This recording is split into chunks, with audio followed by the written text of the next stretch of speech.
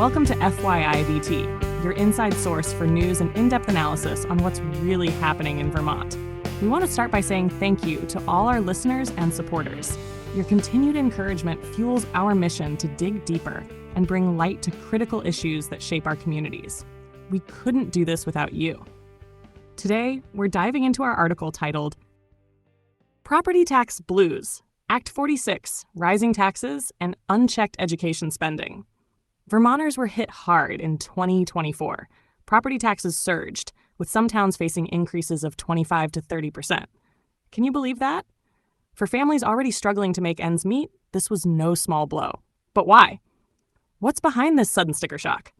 The answer lies in escalating education spending, a deeply outdated funding system, and the long-term ripple effects of Act 46. Act 46, passed in 2015, promised cost savings by consolidating Vermont's numerous small school districts. Lawmakers assured us it would streamline governance, reduce administrative costs, and make the system more efficient. It sounded like a sensible plan. Yet, here we are.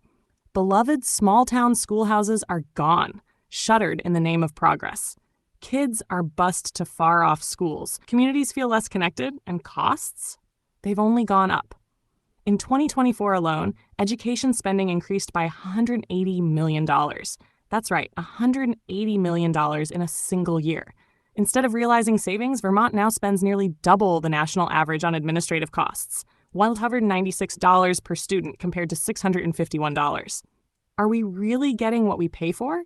This isn't just about numbers, it's about trust. Vermonters were promised efficiency and lower costs. Instead, they're left wondering, how much more are we supposed to sacrifice? Governor Phil Scott saw the writing on the wall. He vetoed the 2024 property tax bill, warning of the heavy burden it would place on taxpayers. But the Democrat-progressive supermajority in Montpelier wasn't having it. The legislature overrode Scott's veto, pushing through the tax increase along party lines. The House voted 103 to 42. The Senate, 22 to 7. A clear signal that the supermajority believes they know what's best, whether taxpayers agree or not. Senate President pro tempore Phil Baruth defended the move, saying, "Our local districts have sent us the bill that reflects all of the rising costs they face, and pretending that bill doesn't exist, or putting it on the credit card, won't help any of us." But let's pause here. Isn't that precisely what Act 46 was supposed to fix? How did we get from promises of fiscal responsibility to this? Meanwhile, House Minority Leader Representative Patty McCoy pushed back, accusing the legislature of continuing to feed the beast. Her words resonate with many Vermonters who feel overtaxed, overburdened, and underserved. Let's talk about the voters. They've been fighting back.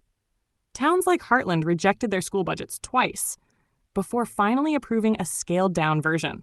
Their homestead tax rate still rose nearly 30%. What does it say when voters have to reject budgets repeatedly just to get a little relief? The frustration isn't isolated. Across Vermont, taxpayers are asking tough questions. How are school budgets increasing so fast? Why are administrative costs climbing when student populations are shrinking? And most importantly, where is all this money going? Act 46 was supposed to address these inefficiencies, but instead, it's added new layers of complexity and expense. Managing larger, consolidated districts hasn't been cheaper. If anything, it's costlier. Transportation costs have soared as students are bused to distant schools. Administrative tasks have grown more complicated. And let's not forget academic outcomes. Vermont continues to fall behind. In 2023, only 33% of ninth graders were proficient in math, 43% in English. How is it possible that we spend so much yet achieve so little? The Vermont NEA, one of the most influential organizations in the state, continues to push for increased school funding. They argue it's needed for teacher wages, mental health services, and more. And who doesn't want to support teachers and students? But at some point, we have to ask, how much is enough? If the current spending levels aren't working, will more money really solve the problem? Or is it time to rethink the system entirely? The cracks in Vermont's education funding model are becoming too big to ignore. Consolidation has left many communities feeling disconnected, even betrayed. Taxpayers are frustrated, feeling like they're footing the bill for a system that prioritizes bureaucracy over results. So what's the solution? We need to rethink Act 46. Vermont should reevaluate whether consolidation is really delivering the efficiencies it promised. If it's not, it's time for structural reform. We should explore consolidating administrative services regionally instead of closing schools. Payroll, technology, and transportation could be centralized without erasing the local character of our schools. And let's leverage technology to streamline operations. There's no reason administrative tasks should consume so many resources when modern tools exist to make them more efficient. Vermont also needs to focus spending on direct services to students. That means more money for teachers, counselors, and classrooms, not more layers of administration. Finally, how about regular audits? Taxpayers deserve transparency. If education funds are being wasted, it's time to find out where and fix it. Vermont's education system is at a crossroads. The current trajectory isn't sustainable for taxpayers or for students. If we truly want to support education, we need to find a balance. Taxpayers shouldn't be forced to shoulder the burden of inefficient spending, and our kids deserve better than a system that isn't delivering results. The time to act is now. Vermont needs real reform, not more Band-Aid solutions. Will Montpelier listen? Or will they continue down the same path, ignoring the voices of the people they're supposed to serve? Only time will tell.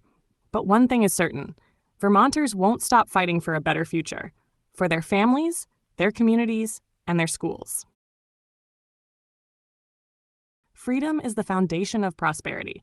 Stay informed, stay vocal, and most importantly, stay free. Thank you for listening to this episode of FYIVT. To read the full article and explore more on what's happening in Vermont and how the state works, visit us at FYIVT.com.